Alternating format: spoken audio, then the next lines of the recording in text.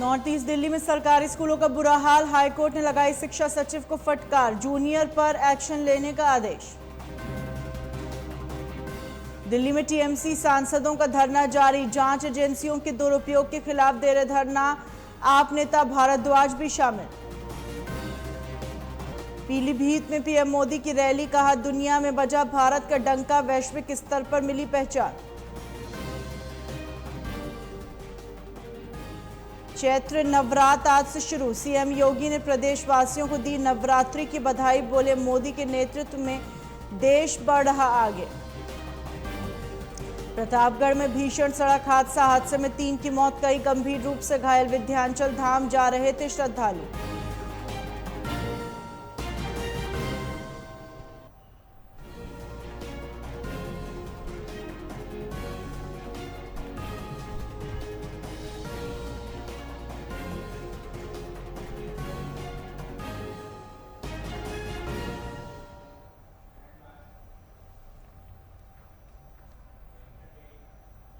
नमस्कार, स्वागत है आपका। आप देख रहे हैं न्यूज लाइव, मैं हूं आपके साथ हिना। लोकसभा चुनाव को लेकर पीएम मोदी ताबड़तोड़ रैलियां कर रहे हैं। सोमवार को उन्होंने महाराष्ट्र के चंद्रपुर में एक सार्वजनिक सभा को संबोधित किया। इस दौरान पीएम मोदी ने कांग्रेस और इंडिया गठबंधन पर जमकर हमला बोला। पीएम मोदी ने कहा कि आगामी लोकसभा चुनाव स्थिरता बनाम अस्थिरता की लड़ाई है। उनकी सरकार देश हित में कड़े फैसले ले रही है, वहीं विपक्ष पर हमला कर रहा है। विपक्षी गठबंधन का लक्ष्य सत्ता पाओ और मलाई खाओ का है। पीएम मोदी ने कांग्रेस की तुलना करेले से करते हुए कहा, उसे घी में तली जाए या फिर शक्कर में घोला जाए, वो कड़वा ही रहता है। किसने करवाया? किस पार्टियों का ये दायित्व होता है कि वो जनता की समस्याओं का समाधान करे, लेकिन कांग्रेस पार्टी खुद ही समस्याओं की जननी है। आप आजादी के बाद से गिनना शुरू करिए। देश का विभाजन हुआ, मजहब के नाम पर ये विभाजन किसने करवाया? किसने करवाया? किसने करवाया? देश आजाद होते ही कश्मीर में समस्या खड़ी कर दी गई। कश्मीर में समस्या किसने पैदा की? जरा पूरी ताकत से बताइए, दिल्ली तक आवाज जानी चाहिए। ये कश्मीर को किसने मुसीबत में डाला? हमारे आसपास ही दुनिया के कई देश आजाद हुए, वो हमसे कहीं आगे बढ़ गए, लेकिन हमारा भारत पिछड़ता गया। तब ज्यादातर समय देश में किसकी सरकार थी? देश दशकों तक आतंकवाद का शिकार रहा। आए दिन कहीं भी बम ब्लास्ट हो जाते थे। तुष्टीकरण के लिए आतंकवादियों को संरक्षण कौन देता था? आतंकवादियों को संरक्षण कौन देता था? देश में नक्सलवाद जैसी समस्या इतनी विकराल हो गई। ये लाल आतंक किसकी देन था? किसकी देन था? पार्टियों का ये दायित्व होता है कि वो जनता की समस्याओं का समाधान करे, लेकिन कांग्रेस पार्टी खुद ही समस्याओं की जननी है। आप आजादी के बाद से गिनना शुरू करिए। देश का विभाजन हुआ, मजहब के नाम पर ये विभाजन किसने करवाया? किसने करवाया? किसने करवाया? देश आजाद होते ही कश्मीर में समस्या खड़ी कर दी गई। कश्मीर में समस्या किसने पैदा की? जरा पूरी ताकत से बताइए, दिल्ली तक आवाज जानी चाहिए। ये कश्मीर को किसने मुसीबत में डाला? हमारे आसपास ही दुनिया के कई देश आजाद हुए, वो हमसे कहीं आगे बढ़ गए, लेकिन हमारा भारत पिछड़ता गया। तब ज्यादातर समय देश में किसकी सरकार थी? देश दशकों तक आतंकवाद का शिकार रहा। आए दिन कहीं भी बम ब्लास्ट हो जाते थे। तुष्टीकरण के लिए आतंकवादियों को संरक्षण कौन देता था? आतंकवादियों को संरक्षण कौन देता था? देश में नक्सलवाद जैसी समस्या इतनी विकराल हो गई। ये लाल आतंक किसकी देन था? किसकी देन था? पार्टियों का ये दायित्व होता है।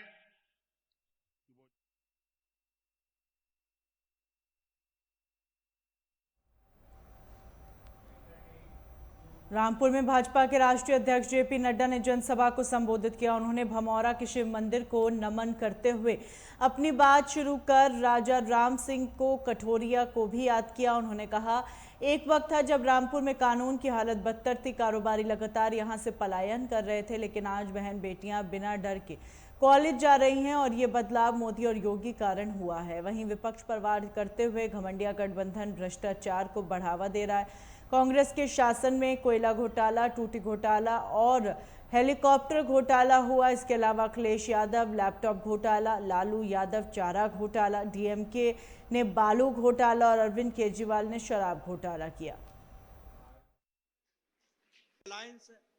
एक तरफ हमारी कहानी है जो विकास की कहानी है, एक तरफ मोदी जी कहते हैं हम भ्रष्टाचार मुक्त भारत बनाएंगे, और एक तरफ ये घमंडिया गठबंधन है जो बोलता है कि हम भ्रष्टाचारियों को बचाएंगे और हम भ्रष्टाचारियों को आगे बढ़ाएंगे।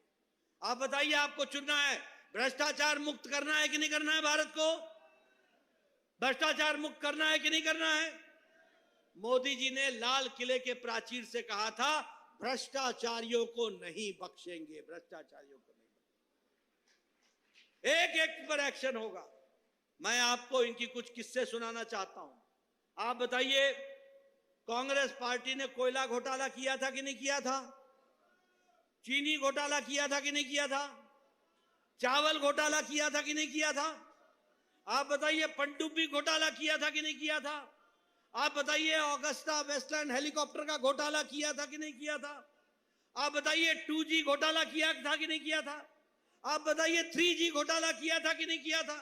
आप बताइए, गहलोत की सरकार ने भर्ती घोटाला किया था कि नहीं किया था? ये घोटाले पे घोटाला करने वाली सरकार है। आप बताइए, ये गठबंधन, घमंडिया गठबंधन का अखिलेश समाजवादी पार्टी, इसने गोमती रिवर फ्रंट का घोटाला किया है कि नहीं किया है? आप बताइए कि इसने लैपटॉप का घोटाला किया है कि नहीं किया है? इसने फूड ग्रेन का घोटाला किया है कि नहीं किया है? आप बताइए, आरजेडी ने, लालू प्रसाद ने जमीन की जगह नौकरी का घोटाला किया कि नहीं किया? चारा घोटाला किया कि नहीं किया? अलकतरा घोटाला किया कि नहीं किया? हर तरीके का घोटाला किया कि नहीं किया? ये साउथ में, दक्षिण में डीएमके ने बालू घोटाला किया कि नहीं किया? शराब का घोटाला किया कि नहीं किया? और आपको मालूम है कि तमिलनाडु के मुख्यमंत्री को 1,34,000 करोड़ रुपए की प्रॉपर्टी है। आप बताइए, ऐसे घोटालेबाज को रहने देना है क्या? रहने देना है क्या? आप बताइए, टीएमसी ने टीचर भर्ती घोटाला किया कि नहीं किया? आप बताइए, जेएमएम ने, झारखंड मुक्ति मोर्चा ने, ये गठबंधन ये घमंडिया गठबंधन का पार्ट है, इसने घोटाला किया कि नहीं किया? लैंड का घोटाला किया कि नहीं किया? आम आदमी पार्टी ने शराब का घोटाला किया कि नहीं किया? आम आदमी पार्टी ने दवाई का घोटाला किया कि नहीं किया? ये सब घोटालेबाज एक साथ इकट्ठा आ गए हैं। ये है घमंडिया गठबंधन, ये है भ्रष्टाचारियों को बचाने का गठबंधन। अलायंस है। एक तरफ हमारी तमिलनाडु की चेन्नई संसदीय सीट पर पहले चरण में लोकसभा चुनाव होने वाले हैं। बीजेपी ने यहां से विनोद पी सेल्वम को उम्मीदवार बनाया। बीजेपी नेता और केंद्रीय मंत्री अनुराग ठाकुर ने चेन्नई में विनोद पी सेल्वम के समर्थन में रोड शो किया। इस दौरान अनुराग ठाकुर के निशाने पर कांग्रेस रही। साथ ही अनुराग ठाकुर ने कहा, तमिलनाडु इतिहास रचने वाला है। वो पिछले 24 सालों से चेन्नई आ रहे हैं, लेकिन अगर यहाँ कुछ बदला है तो वो लोगों का भाजपा के लिए प्यार। पीएम मोदी को फिर से प्रधानमंत्री बनाना चाहते हैं। कांग्रेस जो 60 साल में नहीं कर पाई, वो पीएम मोदी ने 10 साल में कर दिखाया।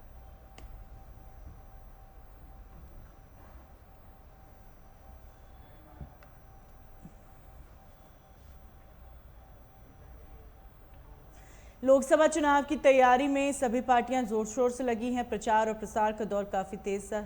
इस क्रम में आम आदमी पार्टी नेता सोमनाथ भारती ने दिल्ली को सड़कों पर जनसंपर्क करके चुनावी अभियान चलाया और इस दौरान सभी लोगों ने बड़ी उत्साह के साथ सोमनाथ भारती का स्वागत एवं सम्मान किया।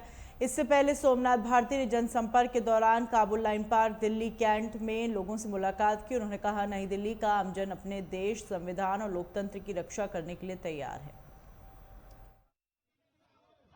देखिए, आज जो पदयात्रा निकली है वार्ड 148 हौज खास में, मेरे पार्षद कमल भारद्वाज जी और यहाँ के सारे निवासियों ने, सारे कार्यकर्ताओं ने मिलकर के पदयात्रा निकाली है इस बात को बताने के लिए कि किस प्रकार से लोकतंत्र खतरे में है और जेल का बदला जो है वोट से जनता को देना है। एक ही बात हर तरफ गूंज रही है, केजरीवाल जी को जेल में बंद करके बगैर किसी सबूत के, बगैर किसी एविडेंस के, बगैर किसी प्रमाण के इन्होंने ये बता दिया है कि इस बार बहुत बुरी तरह लोकसभा के अंदर हारेंगे और दिल्ली के 7 सीटों पे ये हारेंगे और जनता इस बार उन लोगों को चुनेगी जो लोकतंत्र को बचाएगा, जो संविधान को बचाएगा, जो जनता को समर्पित होगा, जो जनता के लिए उपलब्ध होगा, जनता को हर वक्त अपनी सेवा देने का प्रयत्न करेगा। इस बार जनता ने बड़ी अच्छी तरह से मन बना लिया है कि वो व्यक्ति जिसने कि हमें बिजली दिया, पानी दिया, शिक्षा दिया, स्वास्थ्य, सबको मालूम है कि अगर सांसद आम आदमी पार्टी का नहीं आया, इंडिया अलायंस का नहीं आया, ये सारी सुविधाएं बंद हो जाएंगी। इसलिए सभी लोग, किसी पार्टी का भी हो, जिन जिन को सुविधाएं चाहिए, जिन जिन को समाधान चाहिए, जिन जिन को समस्याओं का समाधान चाहिए, सब लोग मिल करके आम आदमी पार्टी, इंडिया अलायंस के उम्मीदवारों को जिताएं, जिससे कि आपकी सारी सेवाएं जारी रहें और अरविंद केजरीवाल जल्द से जल्द जेल से बाहर आएं। और जनता ने कह दिया है कि जेल का बदला वोट।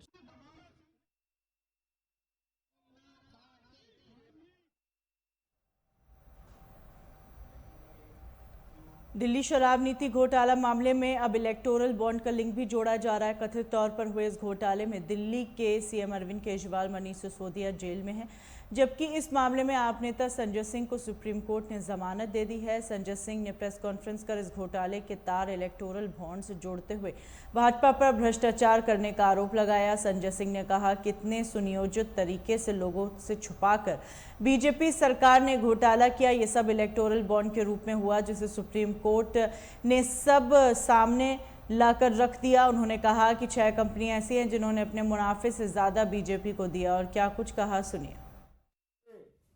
छाती ये भ्रष्टाचार इलेक्टोरल बॉन्ड के नाम पर हुआ है। इलेक्टोरल बॉन्ड के नाम पर यह घोटाला, यह भ्रष्टाचार हुआ। नियमों का बदलाव किया गया, हजारों करोड़ की टैक्स की छूट दी गई, लाखों करोड़ को कंपनियों को ठेका दिया गया और यह सब कुछ पर्दे के पीछे चल रहा था। मैं तो धन्यवाद देना चाहता हूं माननीय सर्वोच्च न्यायालय का, जिन्होंने मुंह से, छाती से, दिमाग से जहां जहां इनका डाटा छुपा हुआ था वो सारा का सारा डाटा खींच के देश की जनता के सामने निकाल के रख दिया। मैं धन्यवाद देना चाहता हूं माननीय सर्वोच्च न्यायालय का। और आज जो मैं खुलासा करने जा रहा हूं, इसकी तो पूरी सीरीज अब चलेगी कि कितनी बड़ी घोटालेबाज पार्टी है भारतीय जनता पार्टी और कितने बड़े महाभ्रष्ट सरकार हिंदुस्तान की इस समय चल रही है मोदी सरकार। मैं एक एक करके खुलासा कर रहा हूं। 33 कंपनियां ऐसी हैं जिनको 7 साल में 1 लाख करोड़ रुपए का घाटा हुआ। 33 इनको पिछले 7 वर्षों में 1 लाख करोड़ रुपए का घाटा हुआ। 1 लाख करोड़ रुपए का। और इन कंपनियों ने बीजेपी को 450 करोड़ रुपए का चंदा दिया है। दूसरी कैटेगरी है 17 कंपनियां ऐसी हैं इसमें, इन 33 कंपनियों में, जिन्होंने या तो जीरो टैक्स दिया है या उनको टैक्स में रिबेट मिला है, माइनस टैक्स है उनका। 6 कंपनी ऐसी हैं, 6 कंपनी ऐसी हैं जिन्होंने भारतीय जनता पार्टी को 600 करोड़ रुपए चंदा दिया है। कितना चंदा दिया है? 600 करोड़ रुपए। और मुनाफे का 93 गुना ज्यादा, 93 टाइम्स मोर, 93 गुना ज्यादा चंदा दिया है। और 3 कंपनियां ऐसी हैं जिन्होंने 28 करोड़ रुपए का चंदा दिया है और जीरो टैक्स पे किया है, जीरो टैक्स। अब मैं आपको सिलसिलेवार करके बताता हूं।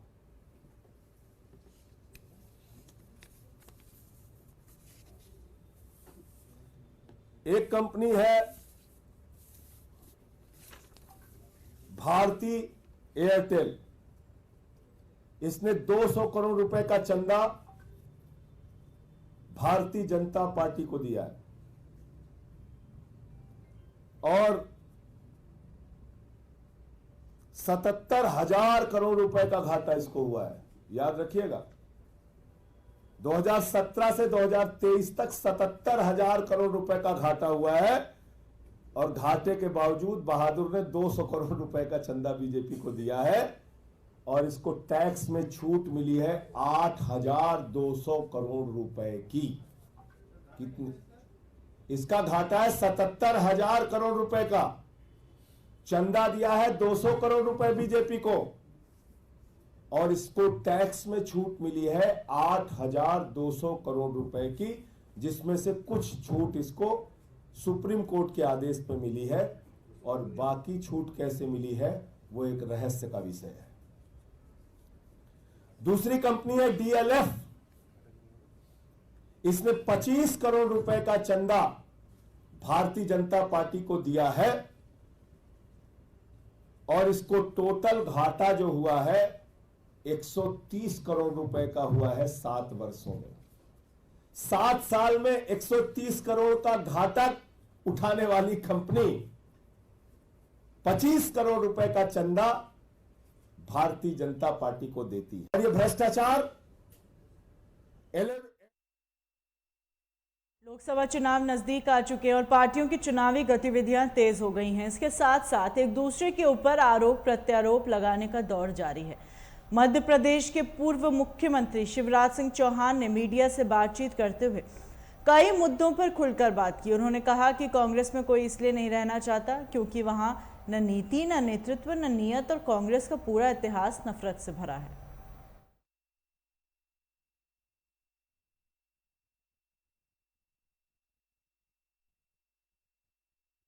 बारिश आ गई, आंधी आ गया, तूफान आ गया, लेकिन फिर भी जनता डटी। बारिश हो रही है, 10 मिनट के बाद भी आपको पब्लिक मीटिंग कर रही है, इतना बड़ा सपोर्ट मिला तो क्या बोलेंगे सर आप? बारिश आ गई, आंधी आ गया, तूफान आ गया, लेकिन फिर भी जनता डटी है।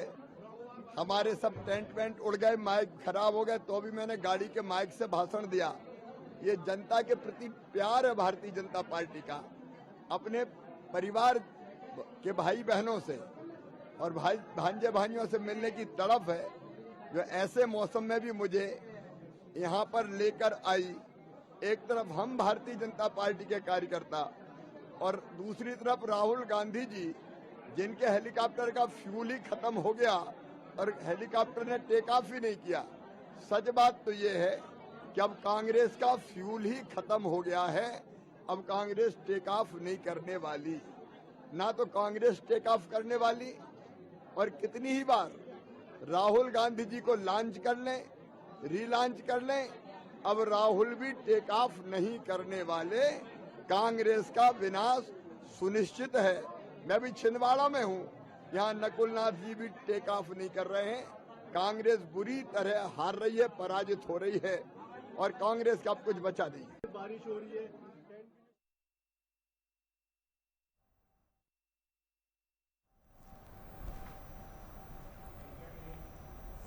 कांग्रेस पार्टी के घोषणा पत्र को लेकर रक्षा मंत्री राजनाथ सिंह ने भी हमला बोला। उन्होंने कहा कि भारतीय जनता पार्टी के नेतृत्व वाला एनडीए वर्ष 2047 तक भारत को एक विकसित राष्ट्र बनाना चाहता है, लेकिन इसके प्रमुख विपक्षी दल का घोषणा पत्र भारत को पीछे ले जाता हुआ प्रतीत होता है। मैं मानता हूं कि देखिए, जहां तक भारतीय जनता पार्टी के नेतृत्व की एनडीए सरकार का प्रश्न है, हम 2047 तक भारत को एक विकसित भारत बनाने का संकल्प लेकर आगे बढ़ रहे हैं। और मैं मानता हूं कि जो कांग्रेस का चुनावी घोषणा पत्र जारी हुआ है, वह यदि वह कहा जाए कि वह भारत को पीछे ले जाने वाला है, तो यह कहना भी अतिशयोक्तिपूर्ण नहीं होगा। यदि मैं डिफेंस की बात करूं, तो मैं पूरे विश्वास के साथ मैं कहना चाहूंगा, देशवासियों को बताना भी चाहूंगा कि रक्षा क्षेत्र में भारत ने काफी मजबूती हासिल की है। सारी बातों को छोड़ दीजिए, केवल जो भी हथियार, जो वेपन्स, मिसाइल्स, टैंक, गोले, एमिनिशंस जो हम दुनिया के दूसरे देशों से इंपोर्ट करते थे, आयात करते थे, आज भारत की यह स्थिति हो गई है कि 2014 में जहां पर केवल 600 करोड़ रुपए का भारत एक्सपोर्ट करता था डिफेंस आइटम्स का, आज वही भारत डिफेंस आइटम्स का 31,000 करोड़ रुपए से अधिक का एक्सपोर्ट कर रहा है। और मैं देशवासियों को यह भी बतलाना चाहता हूं, कुछ ही महीनों में और अधिक जानकारी लोगों को प्राप्त होगी कि हम कितना और एक्सपोर्ट आगे करने वाले हैं।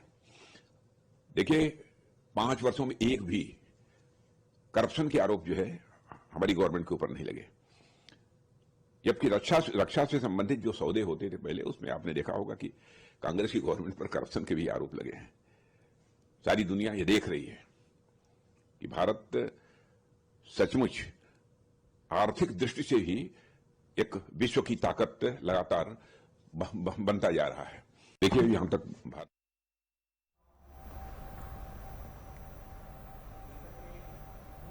वहीं कांग्रेस के घोषणा पत्र पर भाजपा नेता मनोज तिवारी का बयान सामने आया। मनोज तिवारी ने कहा, कांग्रेस के घोषणा पत्र ने देश के लोगों को सन्न कर दिया, क्योंकि कांग्रेस के घोषणा पत्र में पूरी मुस्लिम लीग की छाया है और कांग्रेस ने यह भी कह दिया है अगर वो सत्ता में आएगी तो मुस्लिम पर्सनल लॉ लागू होगा।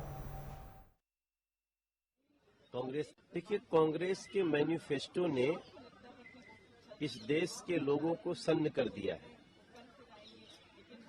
बहुत सारे ऐसे लोग जो कि हम पुराने कांग्रेसी हैं, इसलिए हम कांग्रेस के साथ रहेंगे, उन्होंने कांग्रेस को बाय बाय कर दिया है, क्योंकि कांग्रेस के मैनिफेस्टो में मुस्लिम लीग की पूरी छाया है। मुस्लिम लीग का मैनिफेस्टो उठाइए, उनका मुस्लिम लीग का जो आजादी के पहले जो वो कहते थे कि देश हम ऐसा चाहते हैं कि शरिया से चले, मुस्लिम पर्सनल लॉ से चले। आज कांग्रेस ने वही कह दिया कि हम आएंगे तो मुस्लिम पर्सनल लॉ लागू करेंगे। दूसरा बात कहती थी मुस्लिम लीग कि हम मुस्लिम स्टूडेंट्स को स्पेशल स्कॉलरशिप देंगे। आज कांग्रेस ने अपने मैनिफेस्टो में लिख दिया कि हम आएंगे अगर देश में तो मुस्लिम स्टूडेंट्स को स्कॉलरशिप देंगे। भाई, स्कॉलरशिप सबको मिलना चाहिए, वो हिंदू हो, मुसलमान हो, सिख हो, ईसाई हो, बौद्ध हो, जैन हो, पारसी हो। इस भारत के प्रत्येक स्टूडेंट्स को स्कॉलरशिप मिलनी चाहिए। राहुल गांधी और उनके टीम के लोग ये क्या कह दिए, कह नहीं दिए, क्या लिख दिए, क्या मैनिफेस्टो बना दिए। कांग्रेस के पूर्व नेता आचार्य प्रमोद कृष्णन ने कांग्रेस के घोषणा पत्र पर तंज कसा। गाजियाबाद में उन्होंने कांग्रेस के घोषणा पत्र को लेकर कहा, कांग्रेस का घोषणा पत्र देखकर लगता है महात्मा गांधी की कांग्रेस नहीं, जिन्ना की कांग्रेस है। बता दें, इससे पहले प्रधानमंत्री भी कांग्रेस के मैनिफेस्टो की तुलना मुस्लिम लीग से कर चुके हैं। इसे लेकर कांग्रेस चुनाव आयोग में शिकायत भी दर्ज करा चुका है। पीएम मोदी ने नवादा, सहारनपुर और पुष्कर की रैलियों में कांग्रेस के घोषणा पत्र को पूरी तरह से मुस्लिम लीग की छाप बताया। साथ ही यह भी कहा था कि न्याय पत्र का जो हिस्सा बचा हुआ है उस पर वामपंथियों का प्रभाव है। का घोषणा पत्र देखकर ऐसा लगता है कि महात्मा गांधी की कांग्रेस नहीं है।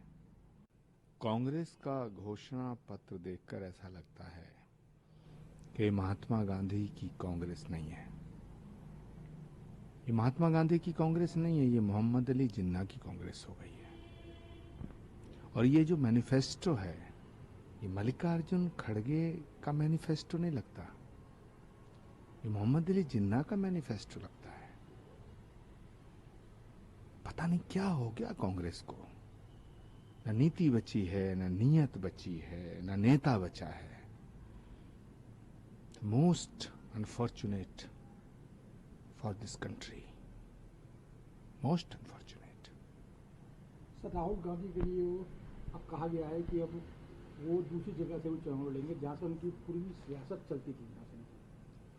अभी तक लेकिन नाम उन लोगों ने ओपन नहीं किया गया है कि राहुल गांधी को या प्रियंका गांधी को वहां से खड़ा किया जाएगा। उन्हें रावलपिंडी से चुनाव लड़ना चाहिए।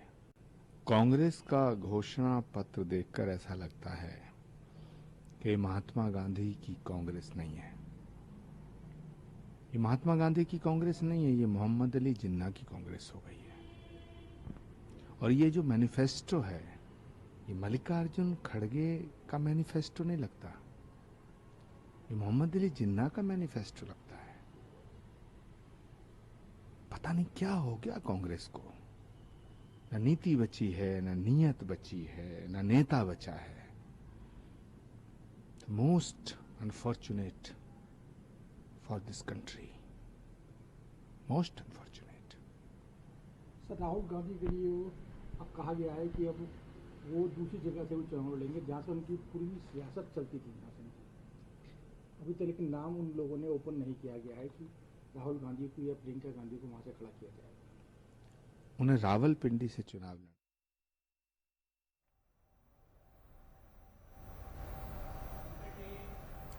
गाजियाबाद के गड़ीकटेया गांव के फार्म हाउस में उप मुख्यमंत्री ब्रजेश पाठक ने भाजपा के बूथ सम्मेलन में शिरकत की। उन्होंने कार्यकर्ता और पदाधिकारियों को जीत का मंत्र देते हुए कहा, चुनाव में हर एक बूथ पर 370 से अधिक वोट डलवाने की जिम्मेदारी निभानी है। समाज के लोग जाति, धर्म और संप्रदाय से ऊपर उठकर प्रधानमंत्री मोदी का नारा था सबका साथ, सबका विकास, सबका विश्वास, उसको जनता तक समर्थन दे रही है। और इस लोकसभा चुनाव में उत्तर प्रदेश की सभी 80 से 80 लोकसभा सीट जीतेंगे। आपने अमरोहा को देखा है, लेकिन पूरे प्रदेश में यही हालात है। सब समाज के लोग जाति, धर्म, संप्रदाय से ऊपर उठ करके माननीय मोदी जी का जो नारा था सबका साथ, सबका विकास, सबके विश्वास को अपना समर्थन दे रहे हैं। और गरीब कल्याण योजनाओं ने जन जन में पैठ बना ली है। सब लोग भाजपा के साथ हैं, मोदी जी के साथ हैं। और पूरे भारतवर्ष में जो माननीय मोदी जी ने नारा दिया 400 पार, वो हम लोग पूरा करेंगे। और उत्तर प्रदेश में तो 80 की 80 सीटें बीजेपी जीत रही है। पूरे देश में मोदी जी की लहर चल रही है। विपक्ष पूरी तरह से दिशाहीन है, दिग्भ्रमित है। उनको कैंडिडेट ढूंढने नहीं मिल रहे हैं, जो कैंडिडेट मिलते भी हैं वो छोड़ करके भाग जा रहे हैं। और अभी तक विपक्ष चुनाव प्रचार में ही नहीं उतर पाया।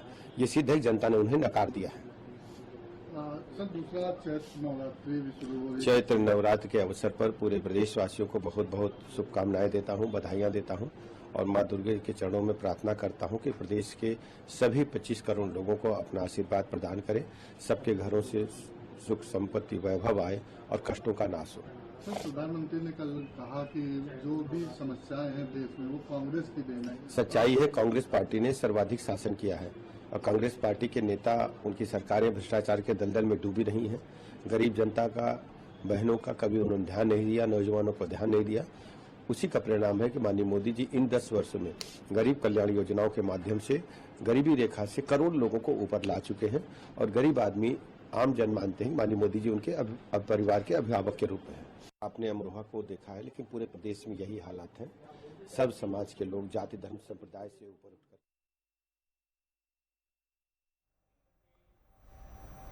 इन्हीं खबरों के साथ बुलेटिन में फिलहाल इतना ही। दीजिए इजाजत।